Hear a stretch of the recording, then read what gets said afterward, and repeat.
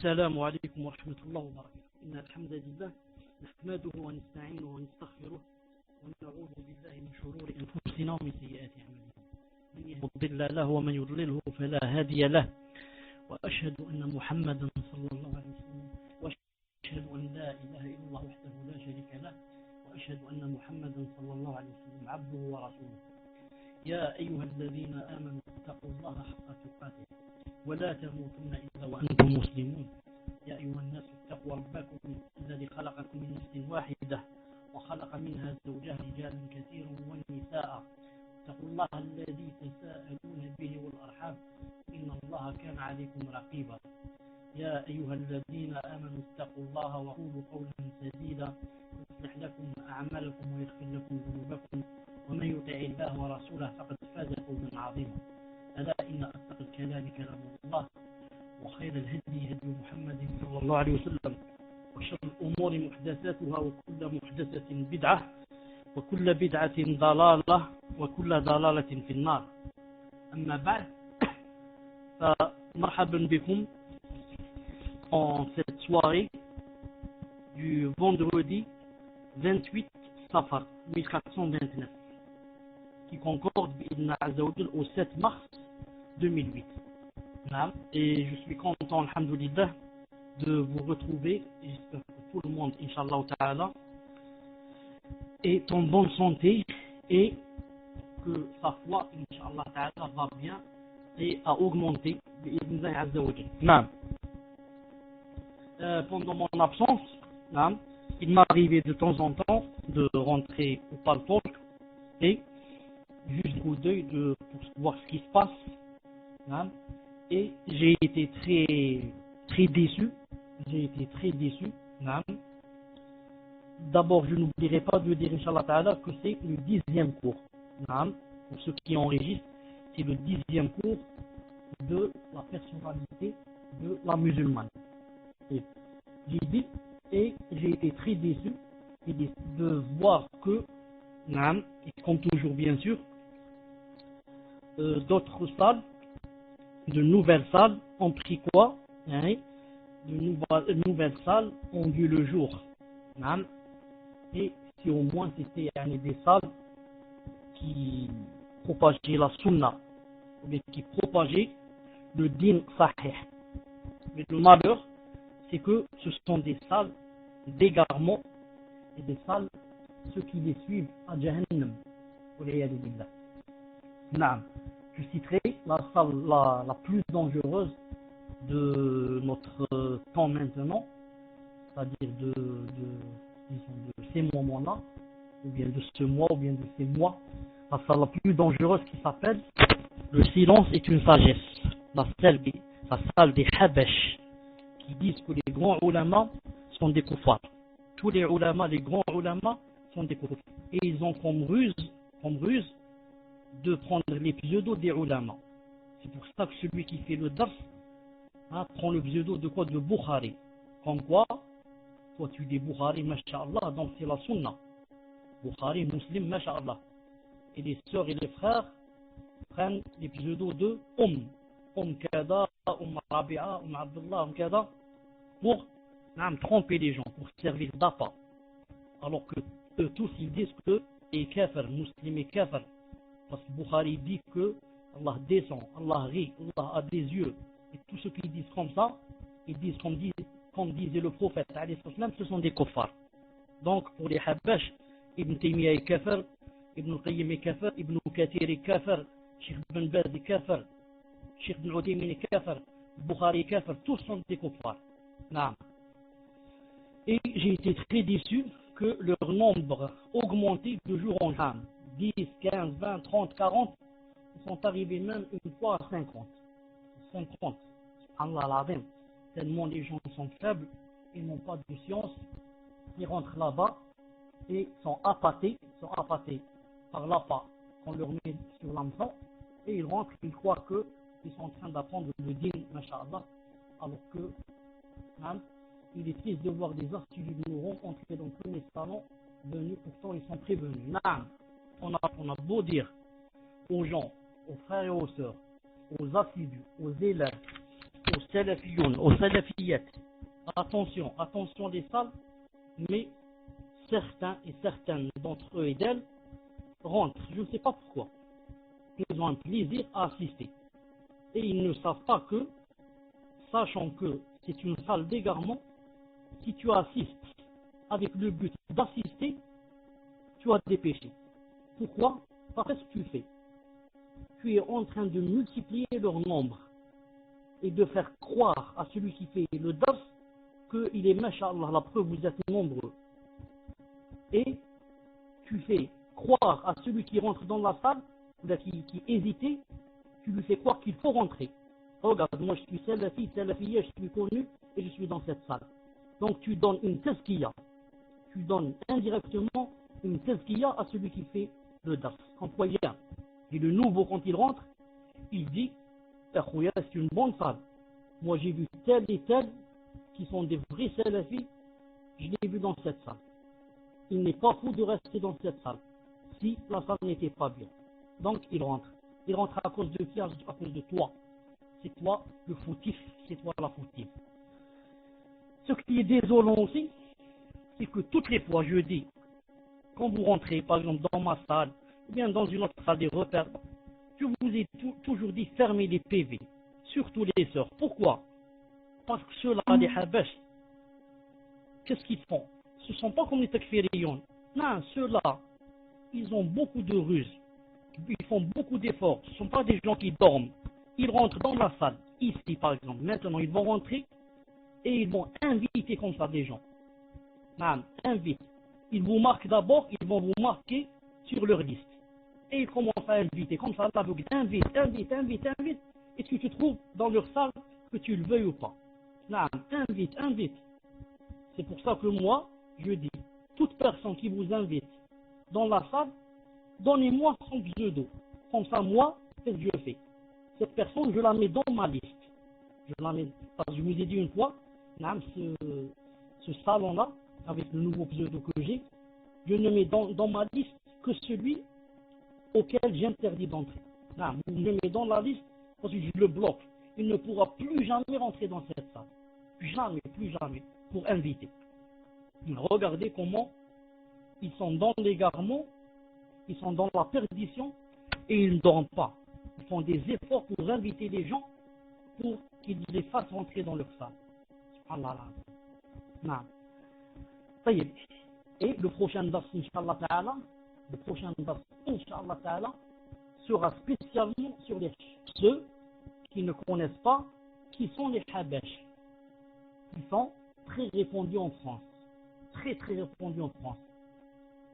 Ils ont beaucoup d'argent donné par les Juifs. Les Juifs leur donnent beaucoup d'argent pour qu'ils travaillent leur dîme. Et que, ils propagent leur dîme et leur égarement afin de contrer le vrai dîme que Allah Ta'ala a fait descendre sur le cœur du prophète sallallahu alayhi wa sallam, c'est-à-dire le manhaj salafi. Avec les Juifs, ils essaient quoi? De propager leur égarement afin de quoi? Afin de contrer le vrai dîme, mais Fir'aun et les autres avant eux n'ont pas réussi. Comment cela vont-ils réussir? Et ce que j'ai remarqué, ce qui les touche le plus, c'est de voir qu'il y a un grand nombre dans le salon.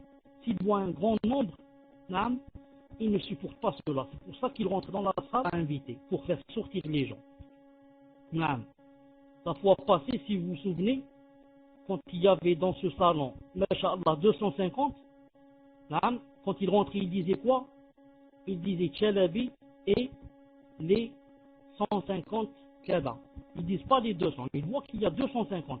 Le numéro marque 250. Ils disent Chalabi et les 150 ânes, ou bien les 150 quoi. C'est-à-dire vous qui m'écoutez. Une preuve qu'il ne veut pas écrire 250, ça leur fait mal. Il dit 150. طيب معلش الله سبحانه وتعالى أن يهدينا وأن يهديهم أو يقسم ظهورهم. الله سبحانه وتعالى المستعان. Inch'Allah, le prochain dars, si c'est demain, je vous avertirai après, ce sera spécialement sur qui sont les Habash. Qui sont-ils? D'où viennent-ils?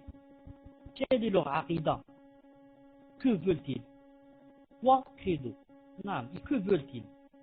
Inch'Allah Ta'ala, quand vous le connaîtrez et vous le saurez, il ne vous restera plus d'excuses demain devant Allah Azza wa Jal quand vous rentrez dans leur salon. Avec le livre La personnalité de la musulmane, nous avons terminé le premier chapitre qui parlait de quoi? Qui parlait de le comportement de la musulmane envers son Seigneur. Ensuite, bi'idhnillah Azza wa Jal, nous avons entamé le deuxième chapitre qui parlait de le comportement de la musulmane envers elle-même. Et envers elle-même, ça se divise en trois grandes parties. Première partie, son corps, on l'a terminé. Deuxième partie, son esprit, on l'a terminé. Troisième partie, son âme. Son âme. C'est ce qu'on va commencer, c'est-à-dire son âme, qui est la fin du deuxième chapitre.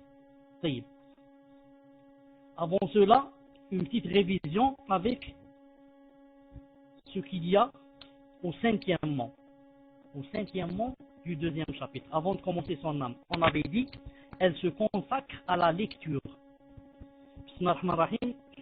Les tâches ménagères et les responsabilités maternelles ne doivent pas empêcher la mûre, car c'est une pratique qui contribue à l'enrichissement de sa culture, à l'élargissement de ses connaissances et au développement de ses facultés intellectuelles. Abou Salam, si tu es avec nous, à chaque fois, Jazakallahu khairan, écrivez-moi numéro 1 pour que je sache que vous êtes avec moi.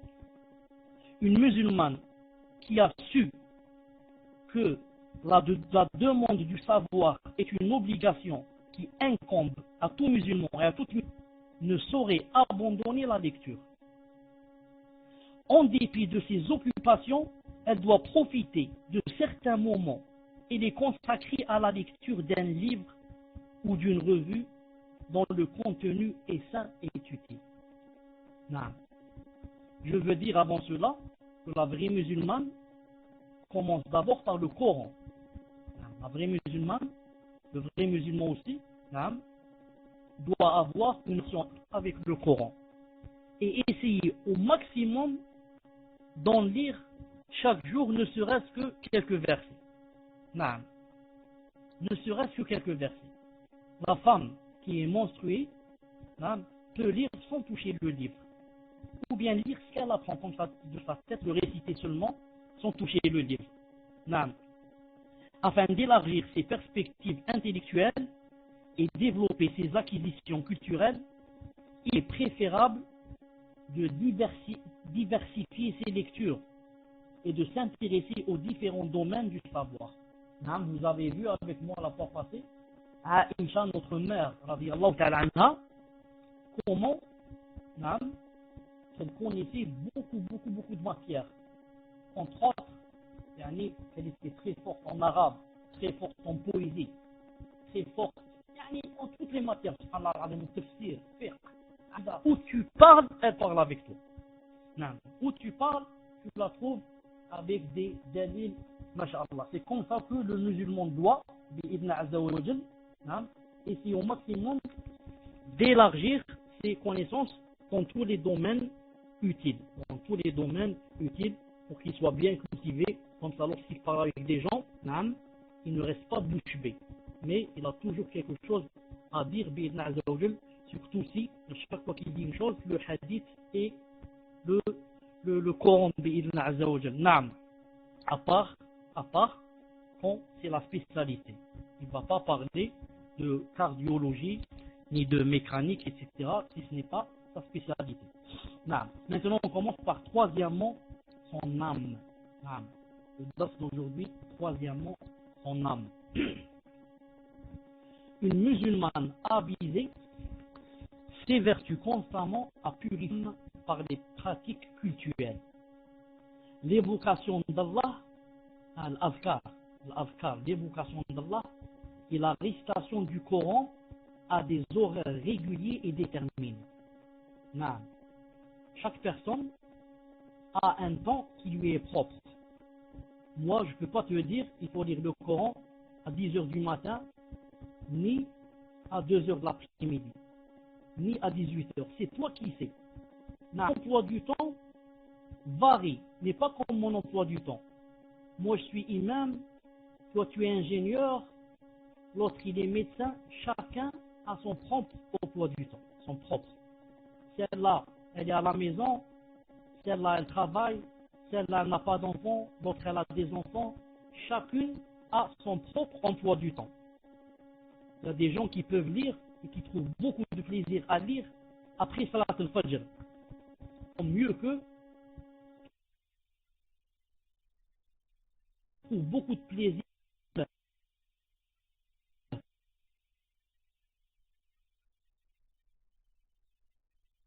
Ils peuvent lire le Coran, ils lisent le Coran. D'autres et d'autres, ça change. Non. Elle accorde le même soin à son âme, son corps et son esprit. La vraie musulmane accorde le même soin à son âme, son corps et son esprit. Pourquoi? Car elle sait que l'être humain se compose de ces 3 parties et qu'il doit par conséquent donner une de ces composantes l'attention nécessaire. La réussite de l'être humain réside justement dans le maintien de l'équilibre entre corps, esprit et âme. Quand cet équilibre est observé de sorte qu'aucune des 3 composantes n'accapare de l'attention de son individu au détriment des autres, alors la personnalité de la musulmane se développe dans l'équilibre, la maturité et l'épanouissement. On a dit son âme, hein? On parle de son âme. Premièrement, il y a premièrement, deuxièmement et une seconde et troisièmement. Non, premièrement, comment qu'elle fait avec son âme? Qu'est-ce qu'elle doit faire? Premièrement, elle s'adonne aux pratiques cultuelles et purifie son âme. Elle s'adonne aux pratiques cultuelles et purifie son âme. Une musulmane avisée accorde à son âme le temps nécessaire pour la purifier, pour le culte, l'adoration, la ibada. Dans ces moments, aussi que possible, du vacarme et des soucis quotidiens. Aussi que possible, des vacarmes et des soucis quotidiens. Espace d'acte d'adoration dans la sérénité et la quiétude. En étant profondément réceptive à toutes les inspirations spirituelles qui en émanent. La femme musulmane, quand elle accomplit sa prière, elle le fait en ayant l'esprit clair et calme pour pouvoir assimiler le sens profond des versets coraniques et des évocations adhkar qu'elle prononce. Une fois la prière terminée, isole un moment pour célébrer la gloire de son Seigneur, pour dire Subhanallah, Subhanallah, Subhanallah, et l'adhkar après la salat, pour réciter des versets du Coran et les méditer. Vous savez que quand on termine la salat, après Subhanallah, qu'est-ce qu'on dit, l'istighfar, on lit ayat al-kursi. Si c'est Sobh ou bien le Maghrib, on lit 3 fois Qul huwa Allahu ahad, Qul a'udhu bi rabbil falaq, Qul a'udhu bi rabbin nas. Et vous savez que le prophète sallallahu alayhi wa sallam a dit que quiconque lisait ayat al-kursi après chaque salat, il ne lui reste pour rentrer au paradis que de mourir. Il ne lui reste pour rentrer au paradis que de mourir. Les gens qui vous invitent, s'il y a des gens qui vous invitent dans d'autres salons, vous envoyez son pseudo à Abu Salama ou bien à Ammar. Une fois la prière terminée, elle s'isole un moment pour célébrer la gloire de son Seigneur, réciter des versets du Coran et les méditer. De temps à autre, elle doit faire un examen de conscience, la musulmane et aussi le musulman. De temps à autre, qu'est-ce qu'on doit faire? Un examen de conscience. C'est-à-dire, elle doit passer en sa conduite, ses actes et ses paroles pour se repentir et rectifier son comportement quand elle réalise qu'elle a manqué à ses devoirs envers Allah. C'est seulement en agissant ainsi que les pratiques cultuelles dans leurs fruits, à savoir la purification de l'âme des souillures dues au péché et l'élimination des stratagèmes, Shaitan a incessamment recours à travers ses suggestions qui visent la perdition de l'homme. Il arrive certes à une musulmane pieuse et sincère de commettre des fautes ou de manquer à ses devoirs. Cependant, dès qu'elle s'en aperçoit, elle se détache de son erreur, implore le pardon d'Allah, désavoue son manquement vis-à-vis de Allah et se repent. Allah, Inna alladhina taqaw idha massahum ta'ifun min ash-shaytani tadhakkaru fa idha hum mubsirun. Vous savez ce qu'a dit Allah Ta'ala? Il a dit, ceux qui craignent Allah, lorsqu'une suggestion du démon les touche, ils se rappellent son châtiment et les voilà devenus clairvoyants. Sourate 7, verset 201. Sourate 7, verset 201. C'est même une base.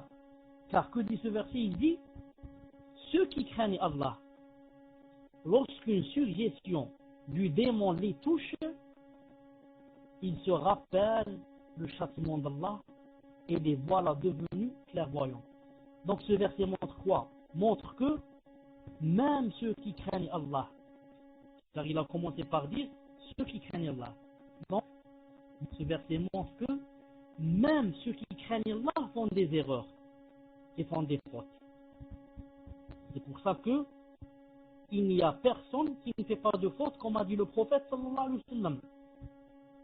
Kullu bani Adam khata wa khayrul khata'in at-tawwabun. Tous les êtres humains sont des fauteurs et les meilleurs de ces fauteurs sont ceux qui font la tawba. Donc, ce verset dit que ceux qui craignent Allah, quand le démon les sujets qu'ils font, ils se rappellent et ont peur du châtiment d'Allah et les voilà devenus clairvoyants, c'est-à-dire les voilà revenus vers le vrai vers le vrai chemin. Donc, on déduit quoi? On déduit que il n'y a personne qui ne fait pas de faute. Mais ceux qui font des fautes, il y a quoi? Il y a deux sortes.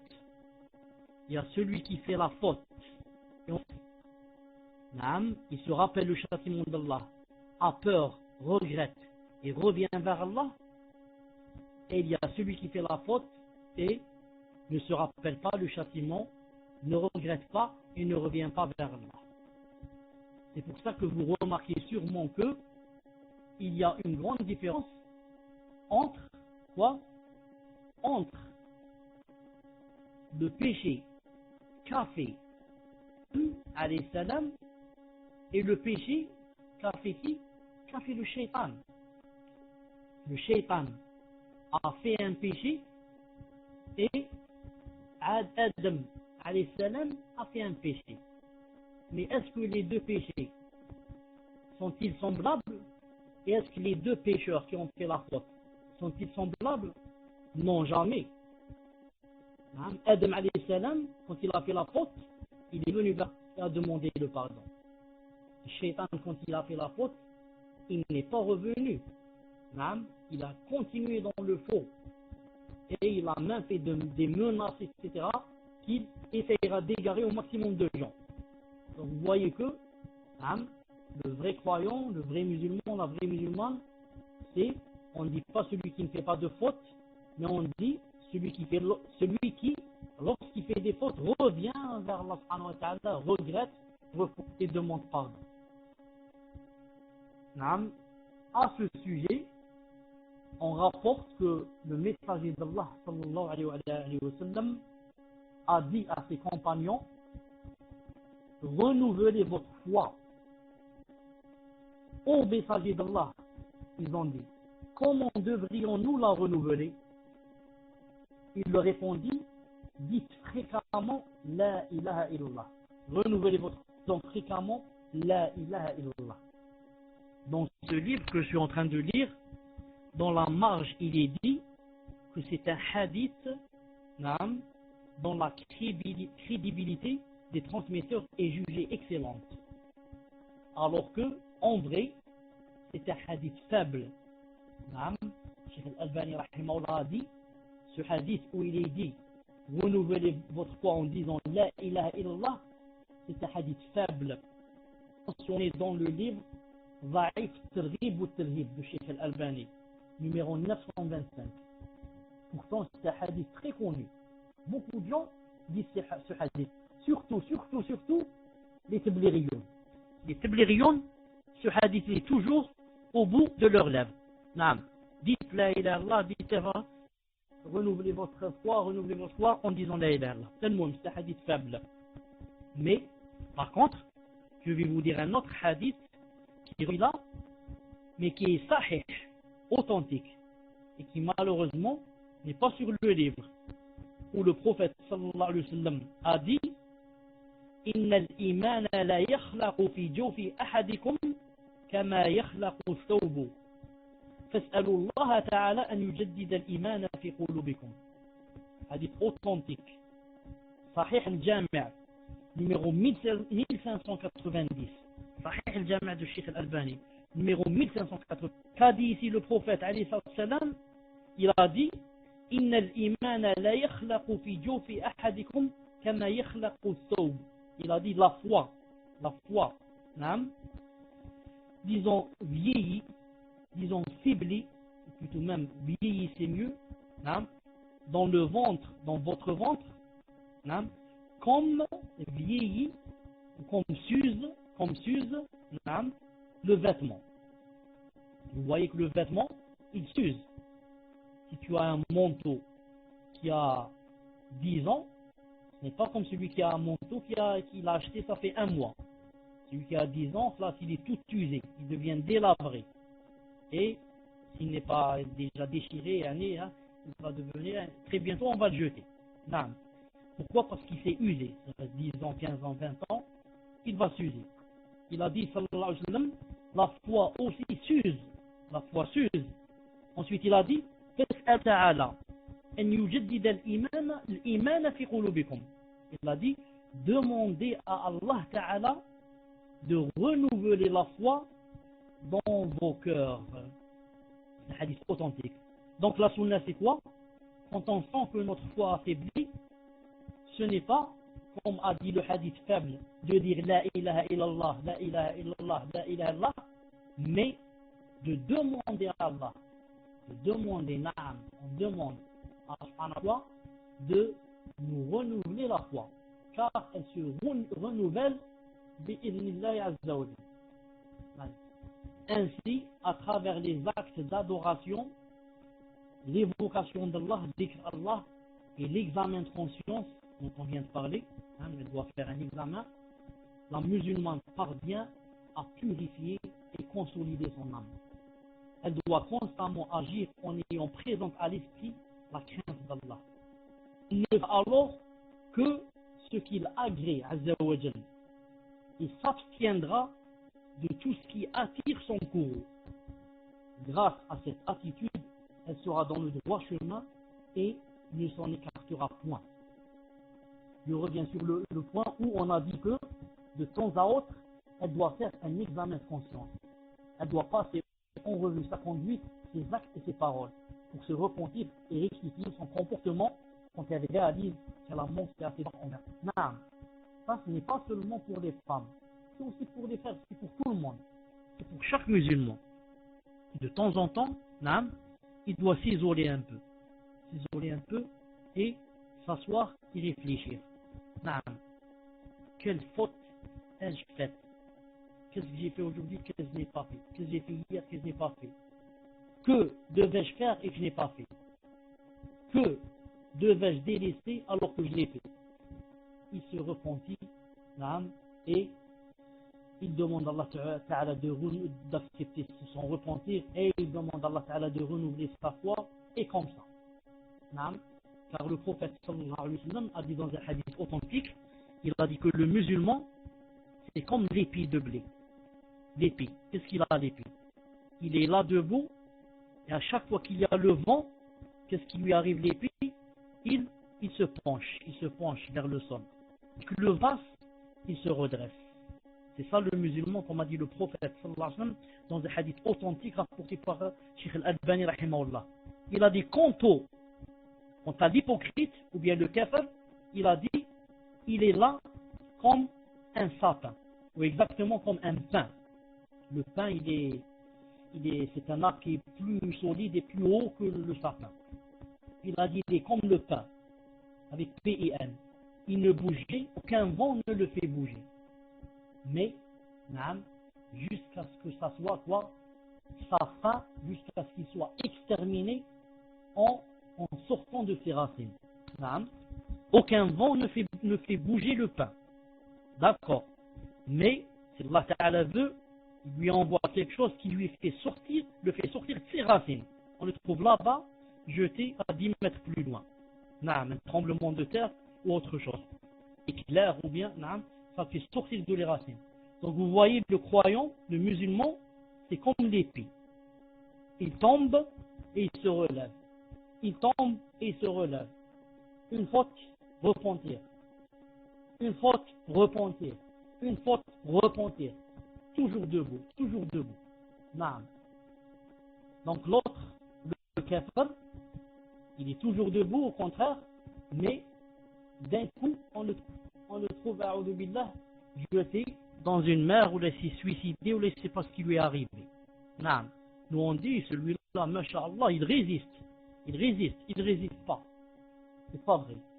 Il a un corps qui est grand, qui est fort, mais il est très faible de cœur.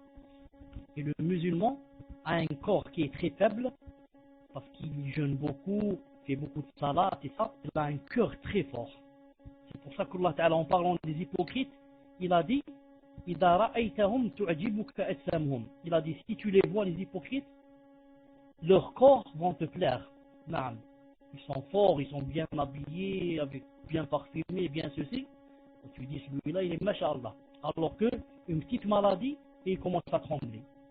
Alors que le croyant, très faible, mince, maigre, il ne pèse pas beaucoup et il supporte des montagnes de problèmes, des montagnes de malheurs. Il les supporte. Pourquoi? Car sa force réside dans le cœur, pas dans le corps. La vraie force, c'est dans le cœur.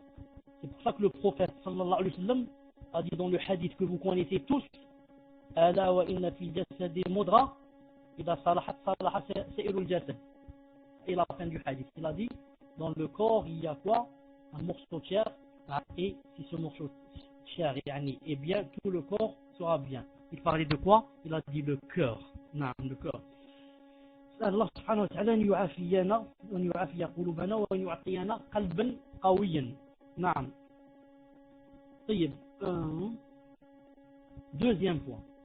Maintenant le deuxième, ensuite le troisième. En parlant toujours de son âme.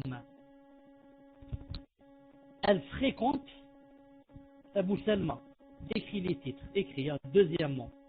Elle fréquente des femmes vertueuses. Elle fréquente des femmes vertueuses et assiste aux assemblées des croyants. Elle fréquente des femmes vertueuses et assiste aux assemblées des croyants. J'attends que tu écrives et le temps que je me repose un peu.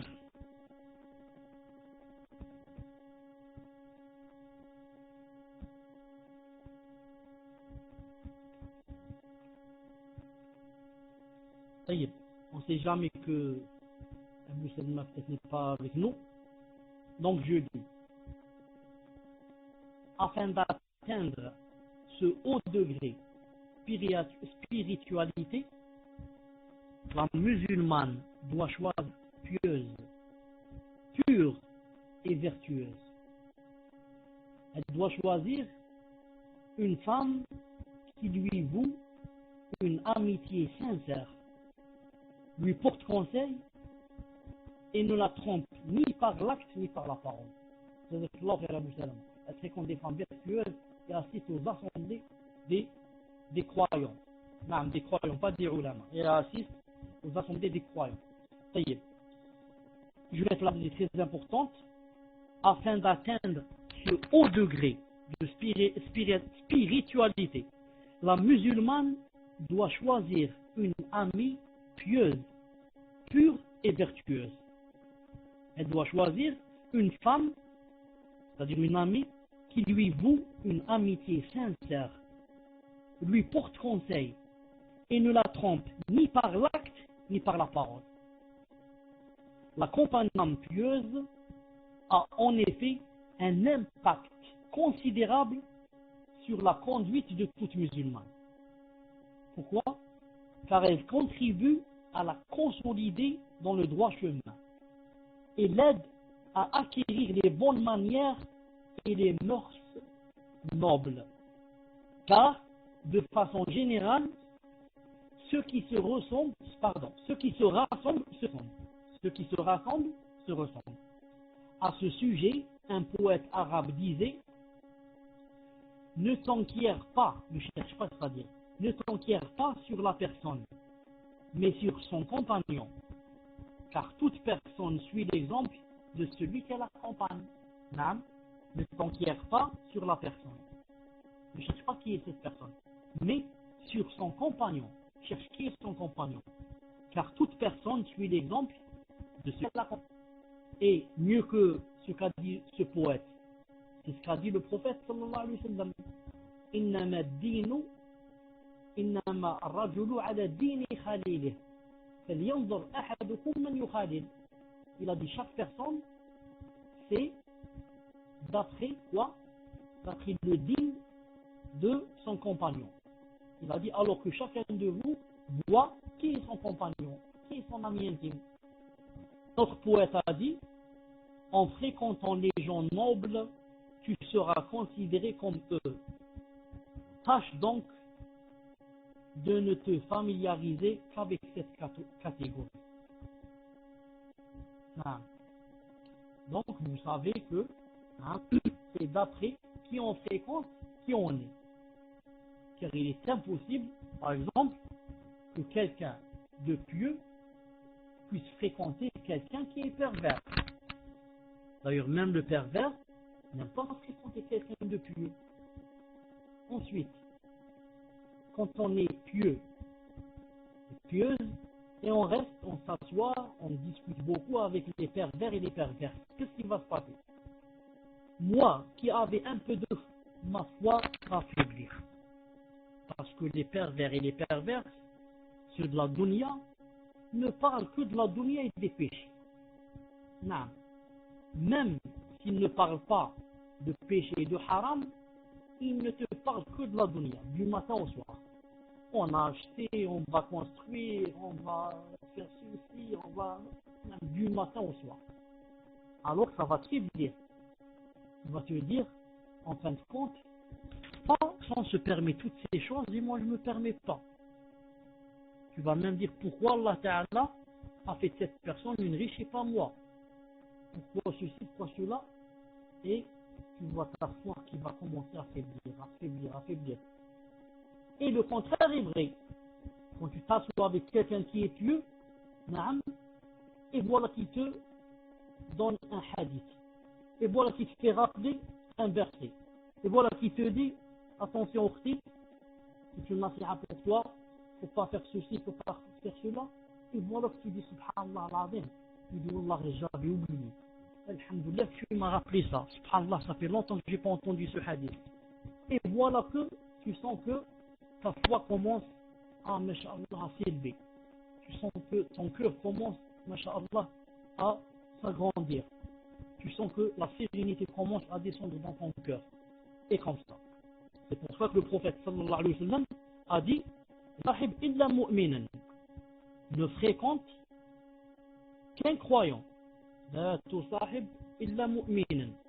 Naam. Parce que si tu fréquentes quelqu'un qui n'est pas pieux, il va quoi?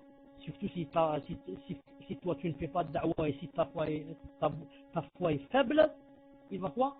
Il va avoir un impact sur ton cœur. Non.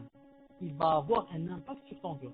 Et si tu fais un buzz, masha'Allah, toi qui étais faible, toi qui étais, si tu faisais beaucoup de fautes, etc., tu commences à te corriger, tu commences à t'améliorer, à force d'entendre, à force de voir les bonnes qualités, le bon comportement. Masha'Allah. Tu vois que toi-même, tu as changé, subhanallah al-azim. Naam. Et comme je vous disais toujours, naam, moi je vous disais toujours, Allah subhanahu wa ta'ala a cité un chien dans le Coran, vous vous rappelez sur ce cas, pourquoi il a cité un chien dans Sourate Al-Kahf, la caverne? Parce que ce chien a eu une bonne compagnie. A eu une bonne compagnie. Il a côtoyé qui? Il a côtoyé des gens pieux qui se sont enfuis de qui? Du gouverneur de leur époque, qui faisait du shirk, etc. Puisqu'il a eu une bonne compagnie, Allah Ta'ala l'a cité dans le Coran, un chien cité dans le Coran. Et n'oublie pas que les 3 personnes qui ont eu le problème de la pluie, etc., et qui sont rentrées, qui étaient dans une forêt, qui sont rentrées dans quoi? Ils sont rentrés dans une caverne aussi, dans une grotte, et le gros rocher est tombé sur eux et leur a bouché la sortie. Qu'est-ce qu'ils ont fait? Ils ont fait des doigts. Chacun a fait une doigt. Vous connaissez les trois qu'ils ont. C'est pas la peine de les répéter. Mais ce que je veux dire aujourd'hui, c'est quoi? C'est Allah Ta'ala les a fait sortir de la grotte. À cause de quoi? À cause de leur doigt. À cause de quoi alors? À cause de la bonne compagnie. C'était des trois étaient pieux. Les 3 ont fait des doigts, les 3 sont sortis. Imagine que tu sois en compagnie de pervers, de soulards, en compagnie de voleurs. Et il vous arrive la même histoire, vous vous trouvez dans une grotte avec le rocher qui a bouché la sortie. Naam, avec une très mauvaise compagnie. Toi tu vas faire la doua, Masha'Allah, tu es pieux. Et les autres, ils ne peuvent pas faire. Ils mangent du haram, boivent du haram, font le haram. Donc vous allez rester dans la grotte et ne pas sortir à cause de la mauvaise compagnie. Et n'oubliez pas, toujours, mettez ça entre vos yeux, toujours que la mauvaise compagnie peut te faire rentrer en enfer éternellement pour ne plus ressortir. Et ayez toujours entre les yeux l'exemple de l'oncle du prophète sallallahu alayhi wa sallam, Abu Talib. Abu Talib, il est mort comment? Il est mort kafir. Et il va rentrer en enfer, plus ressortir. Sauf que Allah Ta'ala va permettre au prophète sallallahu alayhi wa sallam de lui faire l'intercession pour qu'il soit en enfer, mais dans l'endroit le moins, disons le moins grave, l'endroit où il y a le moins de mal, le moins chaud. On lui mettra des souliers qui lui feront bouillir sa cervelle. L'oncle du prophète sallallahu alayhi wa sallam qui va rentrer en enfer, a'udhu billah. Pourquoi? À cause de la mauvaise compagnie. Quelle mauvaise compagnie? Naam. Lorsqu'il était en train d'agoniser, le prophète sallallahu alayhi wa sallam n'est-il pas venu et ne lui a-t-il pas dit: oh mon oncle, dis seulement un mot, kalima, dis la ilaha illallah. Demain, devant Allah subhanahu wa ta'ala, je te ferai l'intercession. Et il a hésité un peu. Abu Jahl et la clique qui était présent lui ont dit: comment tu laisses le digne de tes ancêtres et tu vas suivre Mohammed? Alors il a réfléchi, il a dit: je suis sur le digne de mes ancêtres. Et il est mort comme ça, donc il a perdu le paradis et va rester éternellement en enfer. À cause de qui? À cause de la mauvaise compagnie. S'il n'y avait pas comme ami Abu Jahl, Abi Mu'ayt qui était aussi présent, et les kuffars jouent très grand rôle. Et la bonne, surtout chez les sœurs. La femme est beaucoup plus fragile et beaucoup plus influençable.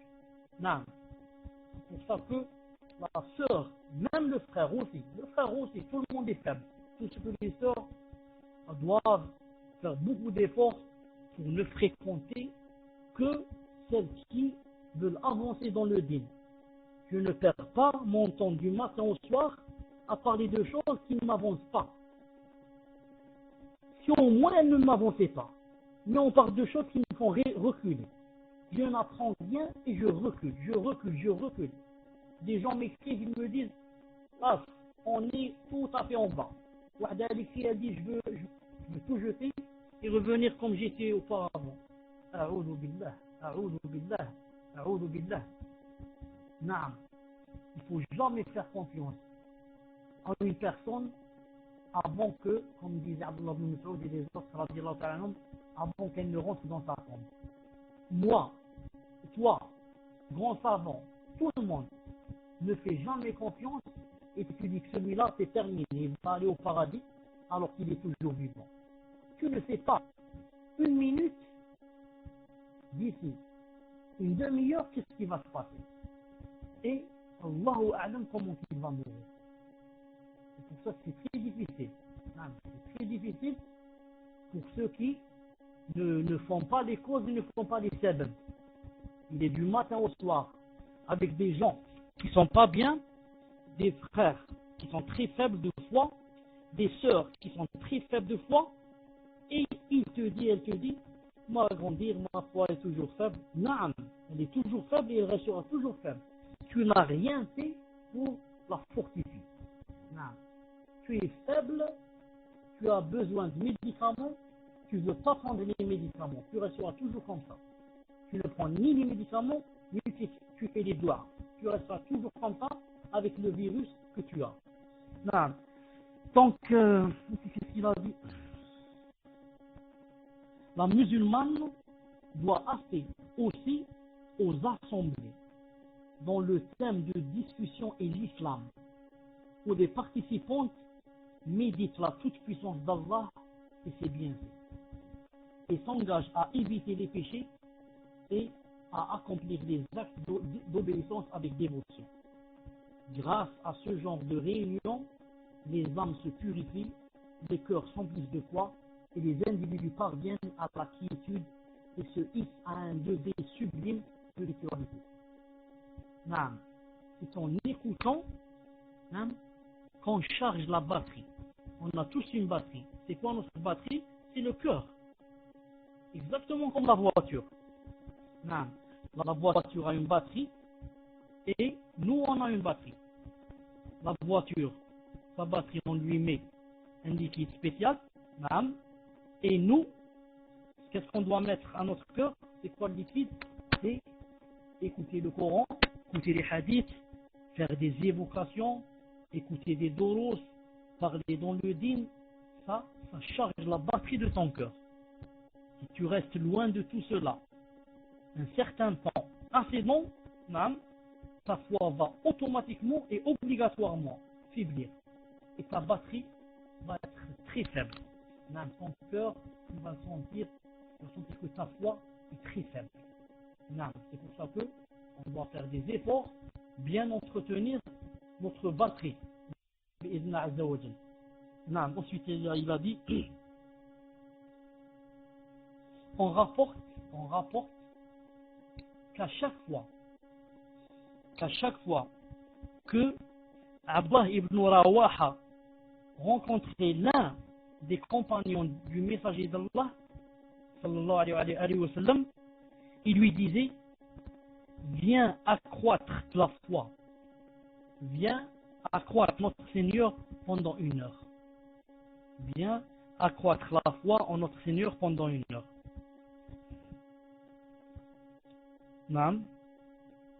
Donc les compagnons se rencontraient et disaient: viens, on va accroître notre foi pendant une heure, au moins pendant une heure, au moins. Et le calife bien guidé, Omar ibn Khattab, qu'Allah Ta'ala l'agrée, se libérait fréquemment de ses responsabilités de chef d'État et de croyants de la compagnie pour évoquer Allah. Il leur disait: allons accroître notre foi.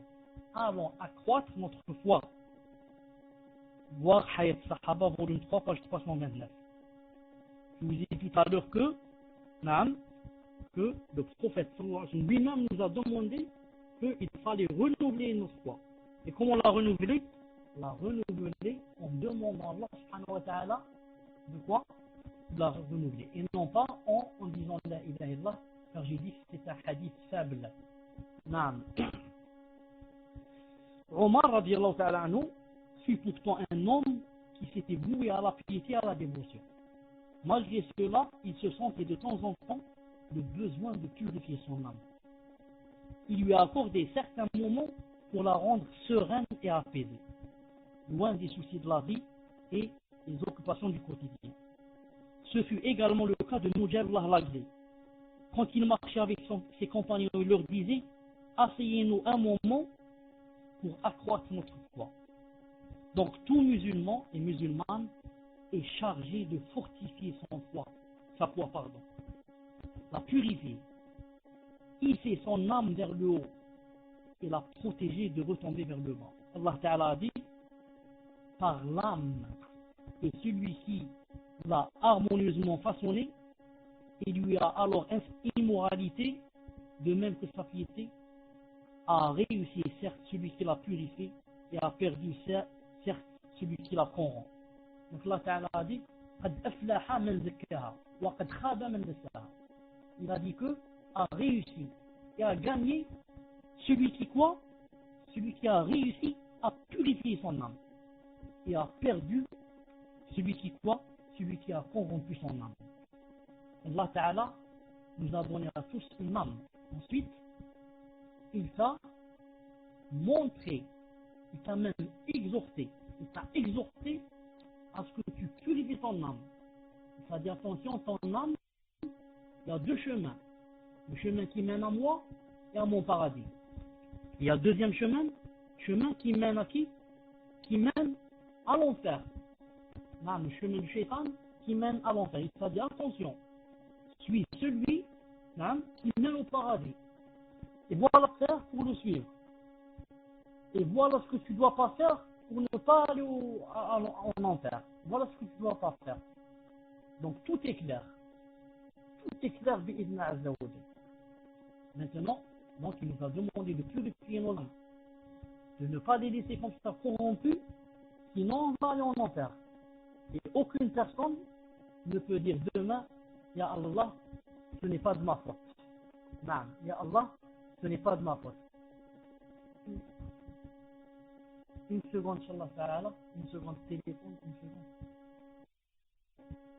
Oui, salam alaykum wa rahmatullahi wa barakatuh. La femme musulmane est donc appelée à ne fréquenter que les femmes dont la compagnie contribue à la magnanimité de son âme, la piété de ses actes et la clairvoyance de son esprit. Non. Je dis le musulman aussi, pas seulement la musulmane. Le musulman aussi. Car, comme je l'ai dit tout à l'heure et je le redis, non, comme je l'ai redit, ça dépend de qui, ça dépend qui, yani, tu côtoies. Si tu veux connaître le digne de quelqu'un, regarde seulement qui il côtoie. C'est pas la peine de lui demander quel est ton minhaj, quel est ceci, quel est cela. Regarde seulement qui il côtoie. Et demande à celui qui côtoie quel est son digne, quel est son minhaj. Alors, après tu sauras que l'autre c'est la même chose. Non. Car, si on n'était pas sur le même chemin, si on ne se comprenait pas, s'il n'y avait pas d'affinité, on ne serait pas assis ensemble pendant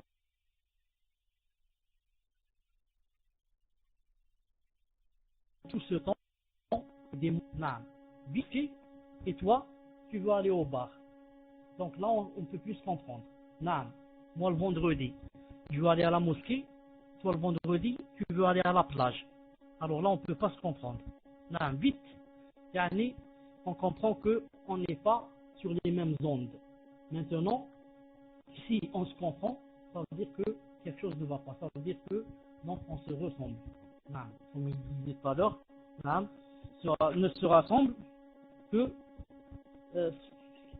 ceux qui se ressemblent. Que ceux qui se ressemblent. Naam. Troisièmement, et pour terminer, elle prononce assidûment des traditions et évocations.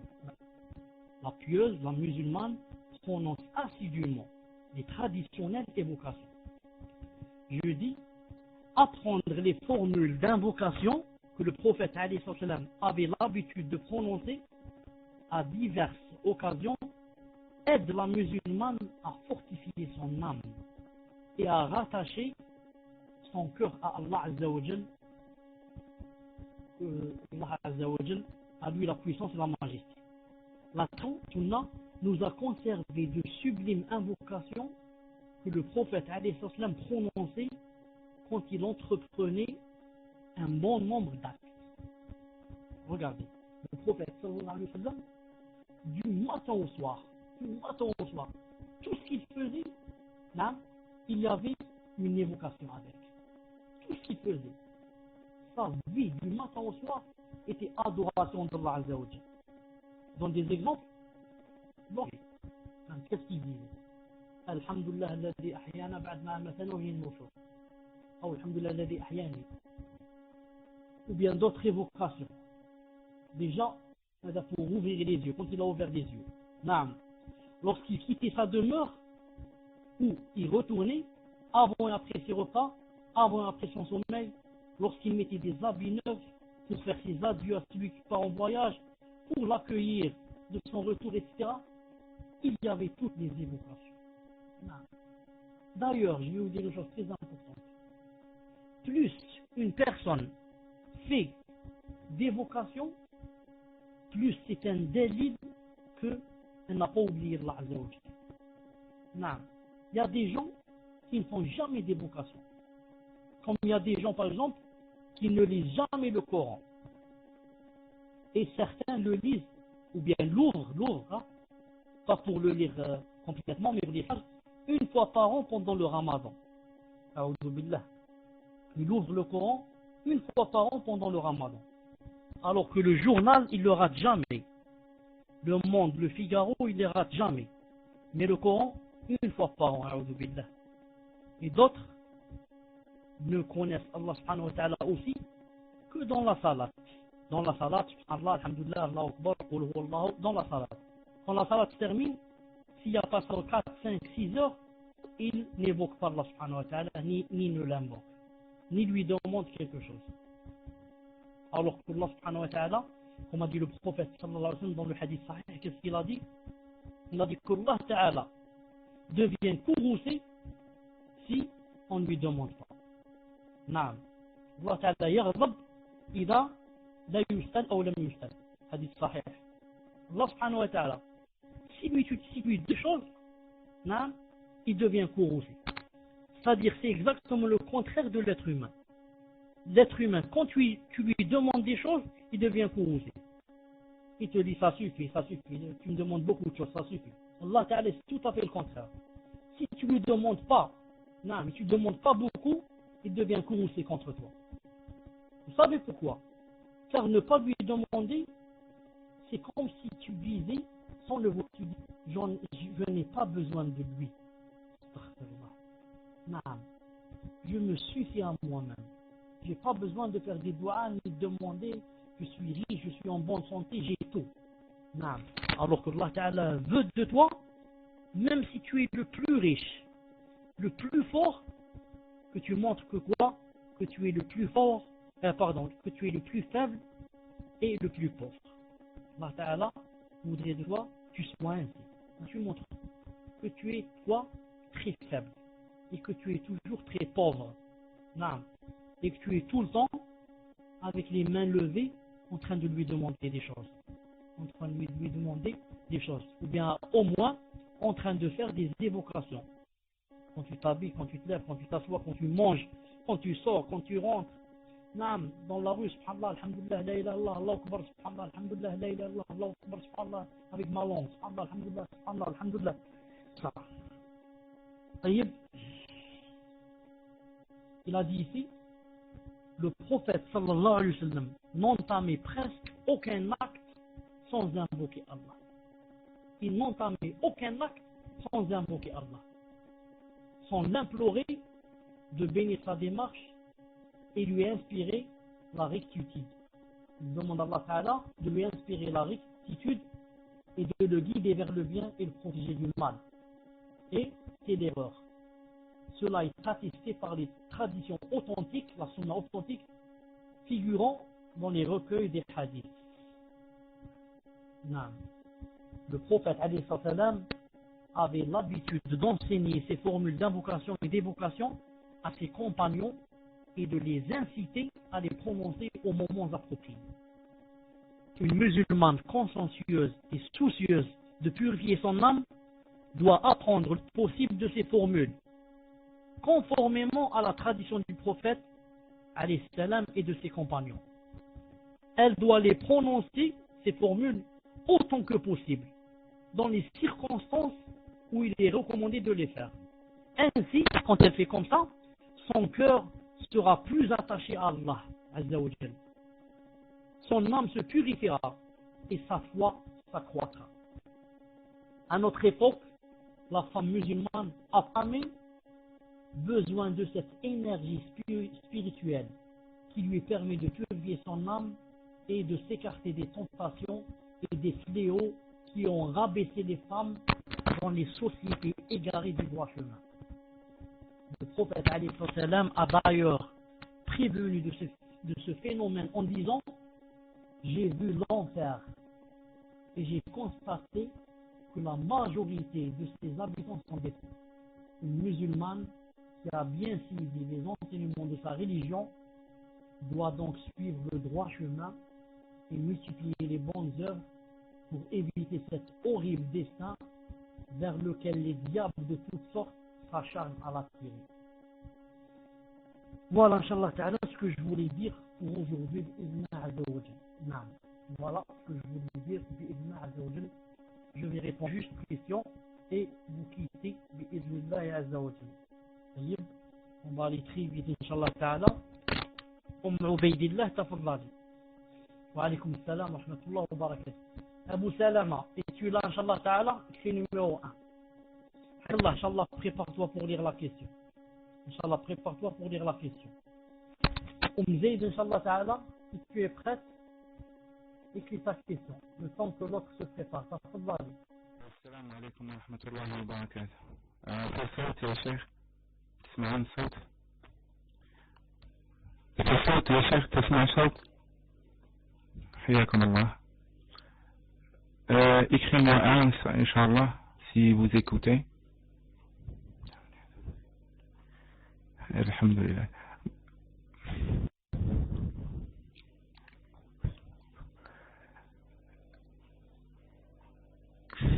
Bon, la question c'est... Vous l'écoutez, vous m'entendez? Votre faute.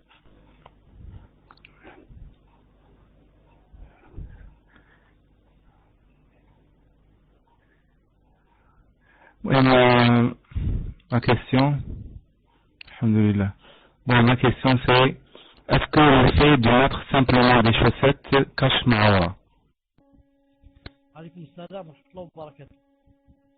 Abu Salam, quand pour ne pas écrire, pour que je ne perde pas de temps, la fleur c'est le délit que je t'entends.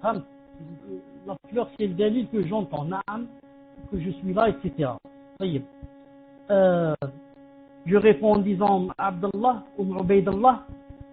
Et Abdallah, tu m'écris numéro 1 si c'est comme ça. Est-ce que tu veux dire, Ubaydallah, est-ce que tu veux dire, est-ce que quand je fais par exemple la salade, tu dois mettre les chaussettes ou pas? Est-ce que c'est ça la question?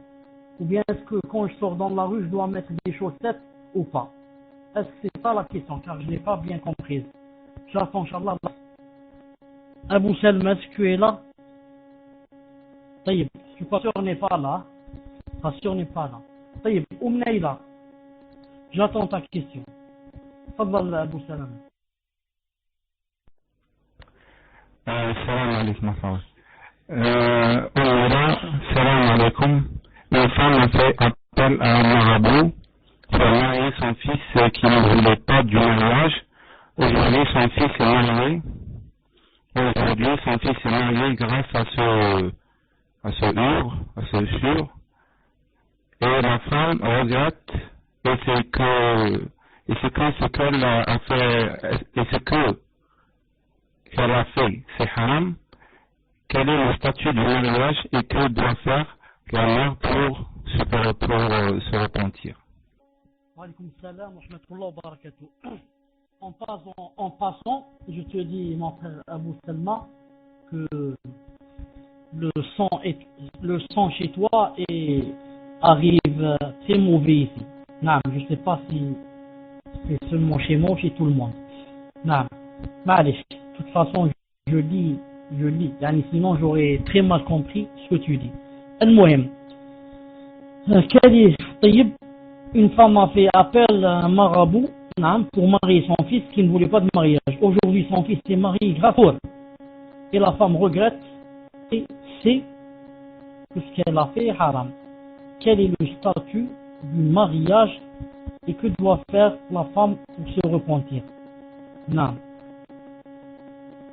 Une seconde, Inch'Allah Ta'ala. Une seconde, je vais vous répondre. Non. De toute façon, moi aujourd'hui, je ne pensais pas faire questions-réponses. Non, je ne pensais pas faire des questions-réponses. Non. Mais quand j'ai vu que le salon dont je vous parlais, le silence, comment ça s'appelle, le silence est une sagesse, quand j'ai vu qu'il a ouvert, alors j'ai décidé moi aussi de rester encore un peu. Non.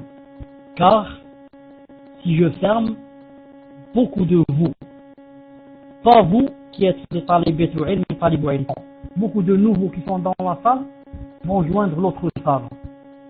Ils vont être invités, ils ne savent pas la gravité de la aqidah des Habash. Et qui les Habash, ils ne savent pas, ils vont rentrer dans ce salon, ils vont dire on est Masha'Allah. Déjà celui qui fait le doros, Masha'Allah, il s'appelle Bukhari. Masha'Allah, on est avec Bukhari ici.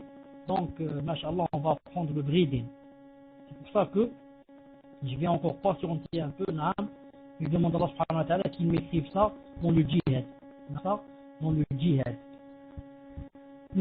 Je disais que demain, Inch'Allah ta'ala, ou après-demain, le dars sera spécialement sur qui sont les Ahbash. On appelle en arabe Ahbash. En français, on dit les Habash. Qui sont les Habash, qui viennent d'ouvrir le salon qui s'appelle le silence est une sagesse. Ils sont maintenant, je crois, au nombre de 20. Attendez, je vais voir, ils étaient 12. Attendez, je vais voir une seconde combien ils sont. Une seconde. Une seconde. Ils étaient 12 tout à l'heure. Combien ils sont maintenant? Ils sont 26. Non. Ils sont 26. Tout à l'heure, ils rentrent dans ce salon et sortent, rentrent et sortent. Je sais qu'ils étaient en train d'inviter des gens, et que certains ont répondu à leur appel. Allah subhanahu wa ta'ala les aide. Je vous avais dit, fermez vos PV, personne ne vous embêtera. Fermez vos PV, personne ne vous embêtera. Celui qui ne sait pas comment on ferme son PV, qu'il apprenne, qu'il apprenne que pour fermer son PV, on va où? On va à la page principale du Paltalk. La page principale du Paltalk, où on a les amis et la liste des amis. Ensuite, on clique sur Action. Pardon, une seconde. On clique sur File. On va à la page principale, Paltalk, et on clique sur File. Ensuite, on clique sur Setup Préférences. Setup Préférences. Ensuite, Setup Préférences qui est sur Privacy. C'est écrit Privacy. Privacy. Attendez, c'est écrit comme ça. C'est écrit Privacy. Une seconde. Voilà, c'est écrit Privacy. Ensuite, on va trouver, quand on clique sur Privacy, qu'est-ce qu'on va trouver? On va trouver, c'est écrit en haut. Je ne connais pas l'anglais, mais je vous lis à peu près. Who can contact me? Qui peut me contacter? Qui peut me contacter? Ensuite, on a trois cercles. On va choisir l'un des trois cercles. On choisit le troisième, c'est le dernier. C'est écrit a low contact from PAL list only. Le troisième, on lui fait quoi? On clique dessus. Donc troisième, a low contact PAL, sauf celui qui est dans ma liste. Qu'est-ce que Abu Salama? Personne ne peut me contacter sauf celui qui est dans ma liste. Et on dit OK. Et on revient dans la salle. Alors personne ne pourra te faire des problèmes, ni t'inviter, ni rien. Pourquoi? Tu as fermé tes PV. Il ne peut pas payer un PV pour te dire viens dans notre salle, etc. Je répondrai à cette personne en disant que cette personne qui a fait du sport, c'est-à-dire qui a fait de la sorcellerie à une personne pour se marier, a fait bien sûr un grand péché. Et cela, tout le monde le sait, c'est pas la peine de dire, de montrer cela, tout le monde le sait. Mais l'essentiel c'est quoi? C'est que cette personne maintenant dit qu'elle regrette et qu'elle se repent, alors il faudrait qu'elle soit sincère dans se repentir. Il faudrait qu'elle soit sincère dans se repentir, avec et envers Allah subhanahu wa ta'ala, et de regretter, de pleurer et de demander pardon à Allah subhanahu wa ta'ala, de l'implorer et de ne jamais refaire cette chose bi'idna azza wa jal, ne jamais penser à refaire cette chose bi'idna azza wa jal. Si cette personne est sincère, Allah subhanahu wa ta'ala acceptera ce pardon. Et maintenant, puisqu'elle a fait une faute avec une personne, en lui faisant du suhour à elle-même, quand on fait une faute avec la personne, on boit. Si la personne, si on va lui dire maintenant, je t'ai fait du suhour, etc., et ça va empirer les choses, il vaut mieux, comme dit Cheikh Ibn Uthaymin, ne pas lui dire. Comment dit-on sincère en arabe? Sadiq. Sadiq. Et féminin, sadiqa. Sadiq et sadiqa. Donc, maintenant, si la personne n'est pas au courant, et si on va lui dire, voilà, je t'ai fait du suhour, etc., pardonne-moi, si on sait que la personne ne va pas pardonner, et ça va aggraver les choses, et ça va entrer dans la grande fitna, il vaut mieux ne pas lui dire, et laisser le repentir entre nous et Allah Azza wa Jal. والله سبحانه عز وجل أعلم. عبد الله تفضلي. Abu Salama, prépare-toi, Inch'Allah. Abdullah, question de Abdullah. Je suis divorcé et j'ai un fils de quelques mois, Masha'Allah. Dois-je d'abord penser à lui et me remarier pour lui construire une famille dans le dîn, Inch'Allah, ou je peux continuer à vivre célibataire, à faire tout par moi-même, donc être souvent hors de mon foyer? Et je vous laisse. Naam. Alaykoum salam wa rahmatullah. D'abord, masha'Allah pour le micro. Maintenant c'est très clair. Bi'idnillah azza wa jal. Alhamdulillah. Alladhi bi ni'matihi tatim salihat. Naam. Quant à la réponse à cette question, bi'idnillah azza wa jal, cela revient à la sœur elle-même. Cela revient à la sœur elle-même. C'est-à-dire, est-ce qu'elle a la capacité, par exemple, de continuer un bon bout de temps toute seule, jusqu'à, par exemple, qu'il grandisse un peu, sans qu'elle tombe dans la fitna de la chasteté, ou bien la fitna d'être toujours dehors, hors du foyer, entre les hommes et la mixité et les problèmes que ça engendre, ou bien serait-il mieux pour elle qu'elle choisisse quelqu'un de pieux, qu'elle choisisse quelqu'un qui aimera aussi son fils, pour que elle, Inch'Allah ta'ala, elle reste à la maison, et c'est lui qui va l'aider, bi'idna azza wa jal, et faire les tâches qui lui incombent hors du foyer. Et je crois, Allah subhanahu wa ta'ala, que c'est la meilleure solution, bi'idna azza wa jal. Mais si la sœur n'est pas dans la fitna, et qu'elle peut patienter un peu, elle patiente un peu jusqu'à ce qu'elle trouve celui qui l'accepte avec son enfant, car elle doit bien sûr lui imposer l'enfant, et ce sera beaucoup mieux pour elle, dans les deux côtés, dans la chasteté et en même temps dans le fait qu'elle soit à la maison. Au lieu de courir dehors comme un homme, Allah Azza wa Jalla sait que c'est pas facile pour une femme, et qu'elle peut jamais être comme l'homme quand il est dehors, car elle n'a pas été créée pour cela. Donc de préférence, si elle peut trouver quelqu'un qui l'acceptera avec son enfant, quelqu'un de pieux, quelqu'un qui remplit les conditions, qu'elle le fasse. Elle gagnera d'abord que c'est une adoration, et elle gagnera aussi sa chasteté, et elle gagnera le fait qu'elle soit dans la maison et que ce soit lui qui fasse les tâches qui lui incombent dehors. Wallahu Azza wa Jal a'lam. Muslim 2007. Hayakallah, tafaddal. Amin. Tafaddal Abu Sam. Il n'a pas patience que elle est très longue. Si elle est très longue, il essaie de la couper. On passe Inch'Allah Ta'ala Nijm al-Din 29. Tafaddal. Vous voyez ce que j'écris je viens d'écrire sur la bannière. Le prochain dars, Inch'Allah, qui sont les Habash, et toute la vérité sur leur égarement. Le prochain dars, Inch'Allah, qui sera comme d'habitude demain ou après-demain. Le prochain dars, c'est qui sont les Habash et toute la vérité sur leur égarement. Taïb, Jacques, Inch'Allah. Taïb. Il n'y a rien, Nijm al-Din. Il n'y a rien بإذن تعالى. تفضل. Question de Nejmeddin 29. Salam alaikum wa rahmatullahi wa barakatuh. Content de vous recevoir, Cheikh. Ma question c'est que ma sœur m'a dit qu'aujourd'hui, au Jumu'ah, l'imam a fait dua pendant plus de 5 minutes après le record. Et c'est une bid'a. Barakallahu fikum, Cheikh, jazakumullahu khayran.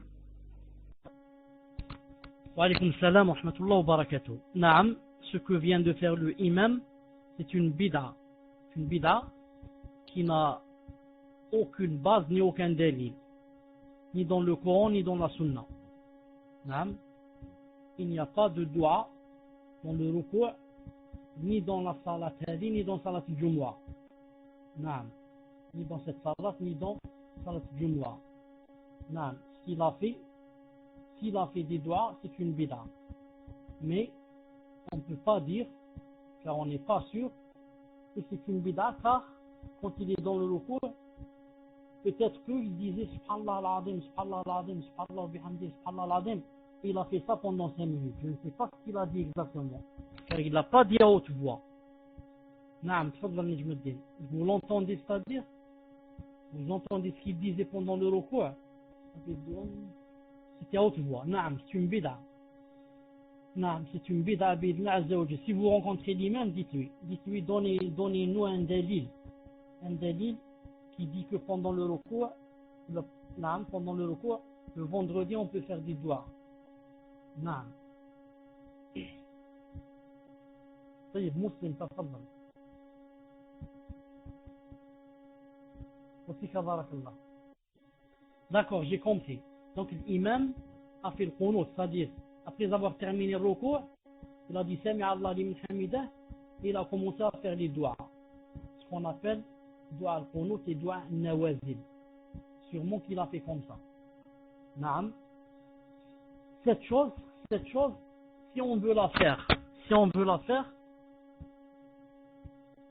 on doit d'abord la faire, pas spécialement dans la Jumu'ah, mais dans les 5 salats.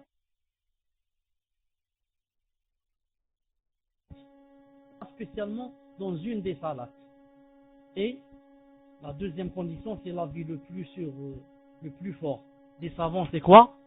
C'est qu'ils disent que le dua du Qunut al-Nawazil, on le fait qu'avec la permission du gouverneur. C'est-à-dire quand le gouverneur, c'est lui qui donne l'ordre, il dit faites dua al-Nawazil, on le fait. Naam. S'il ne nous dit pas, on ne le fait pas. Comme ça on dit, certains ulama, comme les grands ulama d'Arabie Saoudite. Naam. Car sinon chaque imam dans sa mosquée, il va dire moi, je vais faire dua al-Qunut à cause qu'il s'est passé ceci, cela dans le monde. L'autre il a dit, il s'est passé quelque chose en Palestine, l'autre il va dire, il s'est passé quelque chose en Algérie, l'autre il va dire, on a fait une bombe, je sais pas où, je vais faire dua al-Qunut, et ça va faire beaucoup de désordre dans la mosquée, dans les mosquées. Naam. Tfadal, Inch'Allah, Mohamed 054, tfadal. Ah, pardon, hein. J'ai oublié qu'il y avait une question. Tfadal, Abou Salam Ali. Question de Muslim 2007. Question.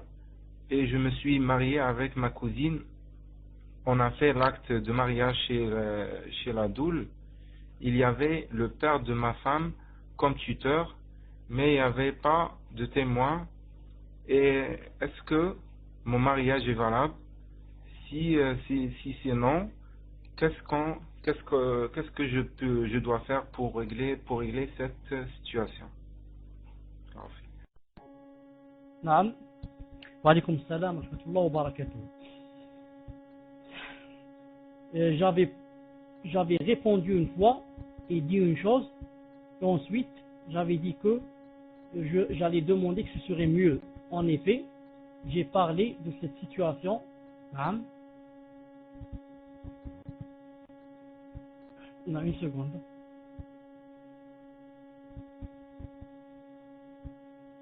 Je disais, et j'ai parlé de cette situation bi'idna ta'ala avec le frère Abdel Malik Ramadani hafidahullah.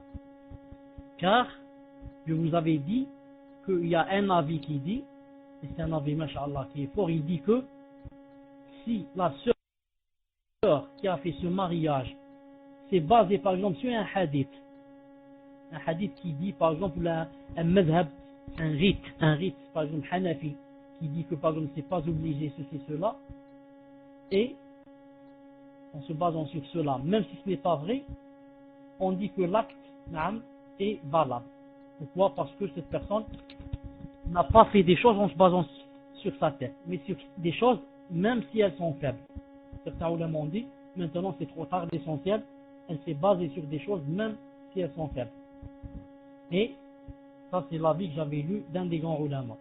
Et en discutant avec le frère Abdel Malik Ramadani, il a dit que de préférence qu'elle refasse l'acte, cette personne, de préférence qu'elle refasse l'acte. Donc qu'est-ce qu'elle doit faire? Ce qu'elle doit faire puisqu'il n'y avait pas les deux témoins, c'est une chose très facile. Son tuteur à elle, son mari et deux témoins. Et deux témoins, même de la famille. Les frères de son mari, les cousins de son mari, les frères de son père à elle, ses frères à elle. Seulement deux personnes qui sont, masha'Allah, font la prière, etc. Il faut au moins qu'ils fassent la prière, au moins. Et ils assistent et le mari demande au père de la femme, lui dit voilà, je suis venu pour demander la femme devant les deux témoins. Il lui dit j'accepte, je t'ai donné ma fille, avec par exemple, disons 100 € ou 50 € comme dot, etc. Et c'est terminé. L'aqd, Inch'Allah Ta'ala, a été fait. Donc c'est très facile, bi'idhnillahi azza wa jalla. C'est quelque chose qu'on peut faire en un quart d'heure. Naam. Tfadal, Inch'Allah Ta'ala, le prochain. Question de Mohamed 504. Salam alaikum. Cheikh, il existe un livre qui rassemble les invocations qui ont la particularité d'expier tous les péchés faits antérieurement. Pouvez-vous me rajouter dans votre liste? Wa alaykoum salam wa rahmatullahi wa barakatuh. Je ne connais pas un livre qui contient ces choses-là. Je ne connais pas un livre qui contient ces choses-là.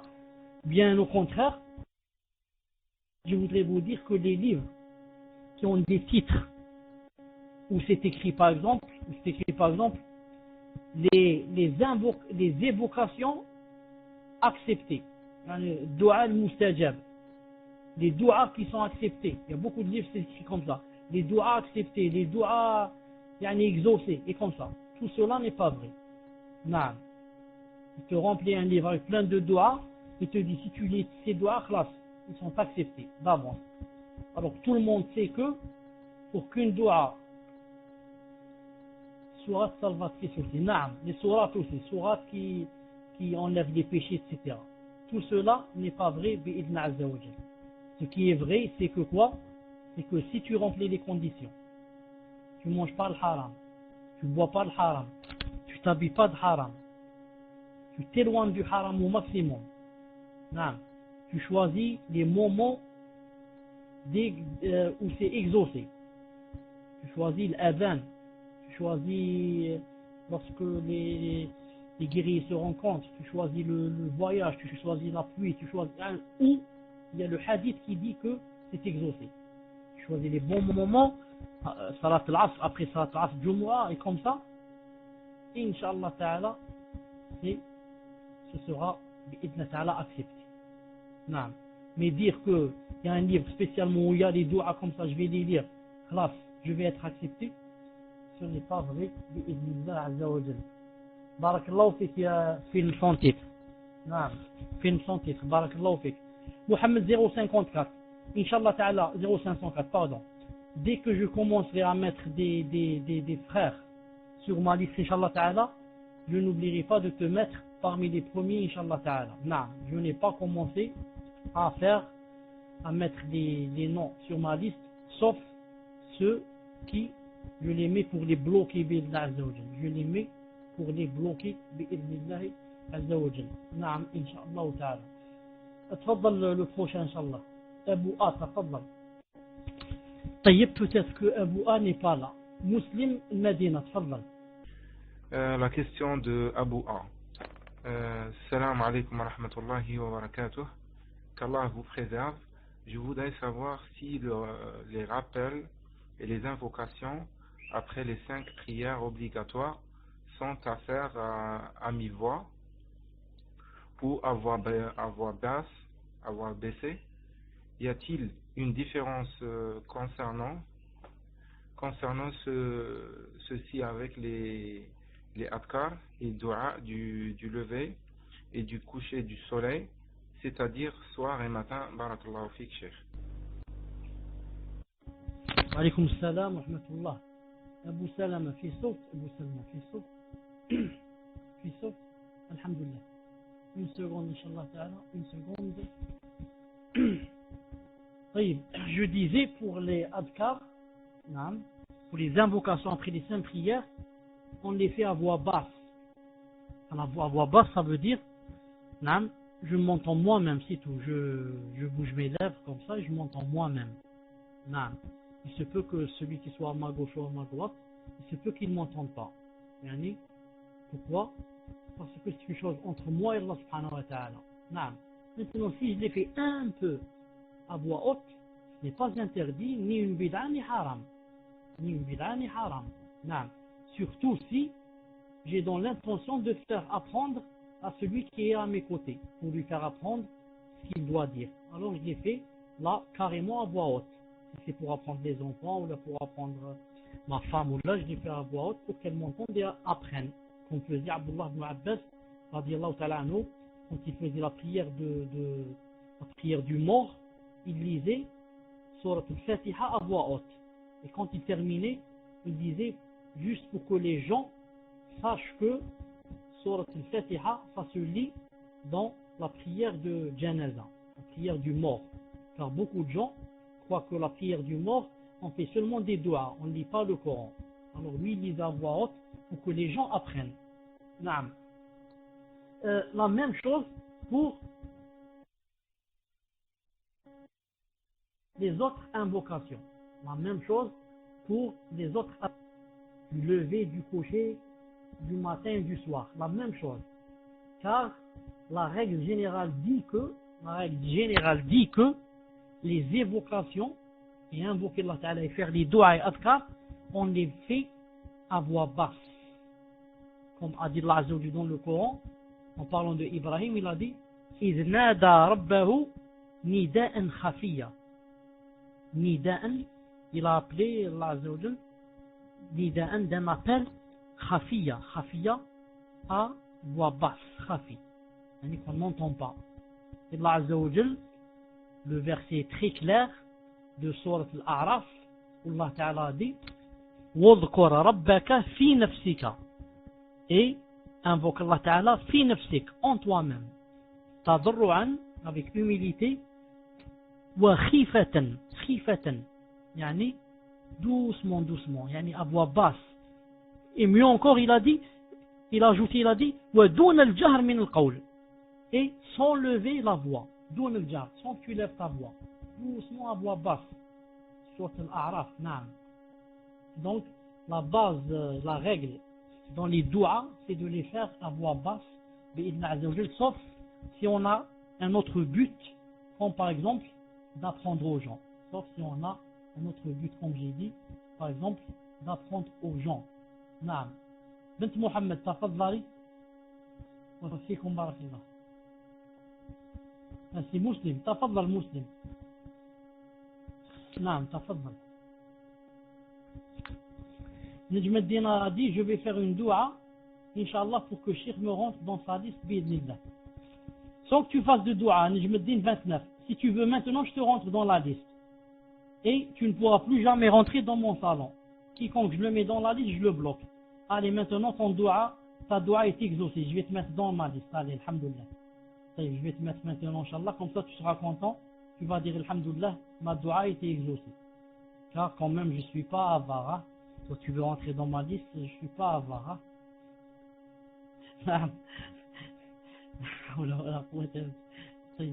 تفضل لي إن شاء الله تعالى question. Pas cette liste. Quelle liste? Dis-moi quelle liste, Najm al-Din, quelle liste? Tu veux que je te mette dans Ibn Taymiyyah, je te fais, hein, je te mets. Naam, là-bas, je te mets, Inch'Allah, pas de souci. Tfadhal, lis la question. La question de Muslim de Medina. Cheikh, j'aperçois simultanément lorsque je jette un coup d'œil sur certains salons des serres au micro devant tous les frères et leur discussion est basée sur la dunya, et parfois ils se permettent de rigoler. Parmi certains d'entre elles se disent salafia, et malheureusement il y a des frères qui les encouragent à parler. Ces sœurs se réfèrent sur les dalils des 4 écoles juridiques qui prouvent que la voix d'une femme n'est point une aura. Donnez-nous les conditions pour que les sœurs ont le droit de parler. Barakallahu fikum wa jazakumullahu khayran. Wa alaykum salam wa rahmatullah. Abu Salama, fi صوت? Naam, naam. Jazakallahu khayran pour celui qui a posé cette question. En fait, ce que dit cette personne, naam, je l'ai remarqué moi-même, pardon. Naam. Je l'ai remarqué moi-même. Naam. Et je voudrais dire que le fait que la voix d'une femme n'est pas une aura, ça ne veut pas dire que elle va parler comme ça, surtout dans la dunya, et des choses futiles et des rigolades et des blagues dans les salles. Naam. La voix de la femme n'est pas une aura. Elle peut tout juste, disons, par exemple, poser une question. Naam. Poser une question. Elle ne sait pas écrire, elle ne sait pas. Elle pose une question. Naam. Mais rentrer comme ça, ouvrir des salles, et se mettre admin, et prendre le micro, et raconter sa vie, et raconter ce qu'elle mange, comment qu'elle s'habille, où elle va, et faire des blagues, tout ça, c'est loin de l'islam, et mieux encore, c'est très loin de la salafiyya. C'est loin de l'islam d'abord, ensuite c'est très très loin de la salafiyya. Si une sœur veut ouvrir une salle, ce n'est pas interdit. Elle veut être admin dans une salle, ce n'est pas interdit. Mais qu'elle évite de parler au maximum. Il y a des frères qui rentrent. Elle est fitna avec sa voix. Ce n'est pas interdit, mais elle est fitna pour il y a beaucoup de frères et beaucoup de nous qui sont très faibles. Donc elle profite de mettre des cassettes des ulama, des cassettes des savants, des cassettes des doros. Elle va remplir son compte, masha'Allah, de hasanat. Ce n'est pas, elle ouvre une salle pour se remplir de péchés. Ensuite, elle ferme son salon et elle part chez elle en remplissant son carnet bancaire, en le remplissant de péchés. À quoi ça me sert d'ouvrir une salle? Si je suis une sœur, j'ouvre une salle, c'est pour mettre des doros, pour éviter que les gens aillent dans les salons comme le silence est une sagesse, des habash, pour éviter que les gens aillent dans les salles de Ansar Tawhid, les Takfiriyoun, et comme ça, j'aurai beaucoup de récompenses demain devant Allah. Pourquoi j'ai ouvert le salon? Pour que les gens n'aillent pas dans la perdition et l'égarement, pour que je les attire, pour que j'essaie d'épancher leur cœur. Je leur fais écouter ce que disent les ulama, je leur fais écouter les doros, les vrais du minhaj. Là, Allah Ta'ala me dira demain, et dira à la sœur, toi vraiment tu passais ton temps à me servir, toi vraiment tu passais ton temps à vouloir guider les gens. Toi aujourd'hui, il y a le paradis qui t'attend, il y a ceux-ci et ceux-là qui t'attendent. Mais ouvrir une salle pour faire des blagues, et pour rire, et pour dire comment tu es habillé, qu'est-ce que tu as mangé, qu'est-ce que tu as fait aujourd'hui, où tu es parti, quel film tu as vu hier, tout ça c'est très très loin de l'islam et très loin de salaf. Très loin des salaf. Ça n'a rien à voir avec salafiyya. نعم c'était qui Inch'Allah بنت محمد تفضل ولا تفضلي أبو سلمة أنت موجود on passe à Salaf الدين Inch'Allah peut-être بنت محمد n'est pas là. Bon, la question de Bint Mohammed, elle n'a pas écrit dans le room, elle me l'a passé en PV. Je voulais savoir pourquoi je n'arrive pas à me concentrer dans la salat, j'essaye mais en vain. Malgré ça, est-ce que mes obtractions comptent? J'ai l'impression que je suis hypocrite car je porte le jilbab. Ensuite, je voudrais savoir si après avoir fait salat istikhara pour le mariage, je dois toujours cela. Je doute toujours cela. Veut-il dire que ce n'est pas bon pour moi ou c'est le west-west? Dernière question, faut-il lever les mains pour les doigts? Barakallahu fikum pour tout. Salam alaykum wa rahmatullahi wa barakatuh. Alaykum salam wa rahmatullahi wa barakatuh. En fait, il y a beaucoup de questions. Non, il fallait poser une seule question. Non. Aujourd'hui, je vais répondre à une ou deux questions. Non, je ne me rappelle pas tout ce qu'elle a dit. Je me rappelle de la première question, la dernière. La première, elle a parlé de salat. Et dernière, elle a parlé de dua. Non. Dans la salat, si on n'est pas concentré, non, al-muhim, devant Allah subhanahu wa ta'ala, on a fait la salat. L'essentiel, je l'ai faite à l'heure. Maintenant, la concentration diffère d'une personne à une autre. C'est pour ça que deux personnes, disons deux sœurs, elles ont le même père, la même mère. Elles vont faire la salat, l'une devant l'autre guide sa sœur, elles vont faire salat al-dhuhr et elles terminent. Peut-être celle qui a guidé, Allah Ta'ala va lui donner 50 hasana, et l'autre qui était à sa droite, peut-être Allah Ta'ala va lui donner 1000 hasana, 1000 récompenses, et l'autre seulement 50. Pourquoi? La concentration diffère d'une personne à une autre. Cela dépend, qu'est-ce qu'il y a dans le cœur et dans les cœurs. Et cela dépend aussi, avant de rentrer dans la salat, que faisait la personne. Est-ce qu'elle était en train de lire le Coran, en train de penser à l'islam, en train de penser à l'enfer, en train de penser au paradis, ou bien est-ce qu'elle était en train de voir un film comique, elle était en train de voir un film qui fait rire, elle était en train d'écouter de la musique. Je ne sais pas où il y a une grande différence entre ces deux personnes quand maintenant elles vont rentrer dans la salat. Non, une grande différence. C'est pour ça que le prophète sallallahu alayhi wa sallam a dit que, des fois, il a dit que tu n'as de ta salat que ce que tu as fait avec concentration. Naam, laysa laka min salatika illa ma aqilt. Il a dit des fois on sort de la salat, on n'a que le 9e, le 8e, le 7e, le 6e, le 7e. Il a dit des fois on n'a que la moitié. Et des fois peut-être qu'on n'a rien.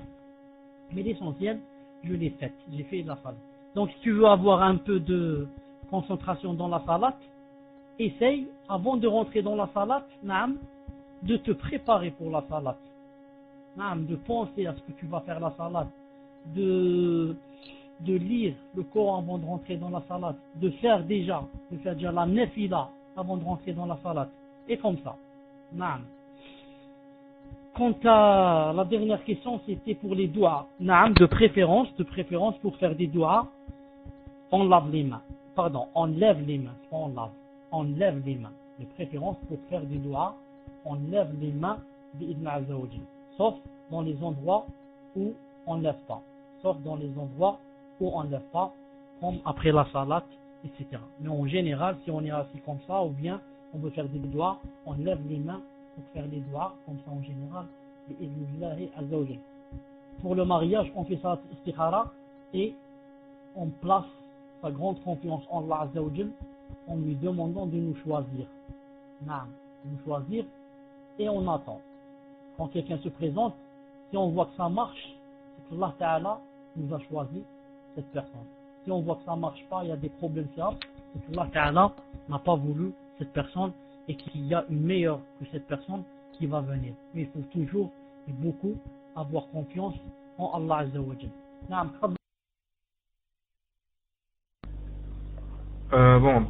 La question de... Attendez. La question de Salafuddin. Salam alaikum wa rahmatullahi wa barakatuh. Voilà, tu l'as mis. Salam alaikum wa rahmatullahi wa barakatuh. Ceci dit, cher, je souhaite faire une mise en garde contre le salon, le jardin des jeunes, Hizbi Ikhwan. Ils suivent Adnan Aror et Aïd al-Qarni et les Mohamed Soror, ainsi que Marawi. Cela dit, Cheikh, il me faudra, Inch'Allah, l'audio du prochain cours sur la mise en garde contre les Habash pour l'ajouter sur Da'wa Paltalk 2.2 et si possible, vous avoir un jour sur un MSN important en PV, barakallahu fikum, qu'Allah vous préserve.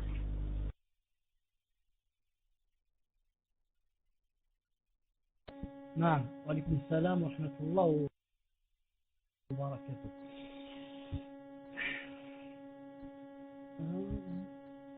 Taïb, comme je vous ai dit, il y a des salons qui ont éclaté, naam, comme des champignons, ces temps-ci.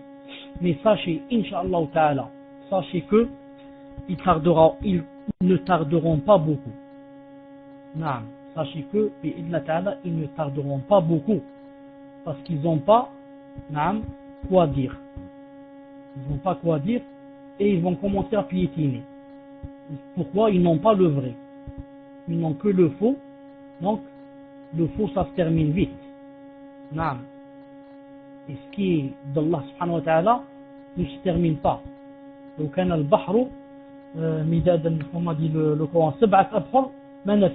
y avait 7 mers pour servir d'encre. Elle n'aurait pas, elle ne serait pas terminée. Pour servir d'encre aux plumes, naam, elle ne serait pas terminée. Donc, ce qui vient d'Allah ne se termine pas. Il ne s'arrête pas. Ce qui vient du faux, ça marche 1 mois, 2 mois, 3 mois, 6 mois et ça piétine, ensuite ça ferme. Bi'idhnillah azza wa jalla. Donc, Inch'Allah Ta'ala, que chacun fasse le maximum d'efforts. Pourquoi? Pour faire le djihad avant de mourir. On va tous mourir un jour. Allah Ta'ala dit وَالَّذِينَ جَاهَدُوا فِينَا لَنَهْدِيَنَّهُمْ سُبُلَنَا. Le djihad, ce n'est pas seulement prendre le revolver. Le grand djihad, c'est de contrer tes ennemis dans la aqidah, tes ennemis dans le minhaj. Ça, c'est le grand djihad. Aider ton voisin, ton frère, ta soeur, ta voisine, ton ami, pour qu'elle ne tombe pas dans l'égarement et la perdition. Ça, c'est plus important que de prendre le revolver. Non. Très très important et plus important d'aider quelqu'un pour qu'il n'aille pas en enfer. Qu'il n'aille pas en enfer, qu'il soit la cause, ou qu'il soit dans le vrai et aille au paradis. Non. C'est pour ça que chacun de nous, Inch'Allah Ta'ala, fasse le maximum bi'idhn Azza wa Jal pour aider les gens et les guider vers le droit chemin, le chemin qu'Allah subhanahu wa ta'ala aime et le chemin qui te fait rencontrer demain quand tu meurs le messager sallallahu alayhi wa sallam et ses compagnons radiyallahu ta'ala anhum ajma'in. Je vous donne rendez-vous Inch'Allah Ta'ala demain pour le dars sur les Habash, le soir demain Inch'Allah Ta'ala. D'ici là, qu'Allah subhanahu wa ta'ala nous aide, nous guide et nous ouvre ses portes et descend sur nous sa sérénité et sa rahma بإذن عز وجل. آمين آمين. سبحانك اللهم وبحمدك أشهد أن لا إله إلا أنت أستغفرك وأتوب إليك. السلام عليكم ورحمة الله وبركاته.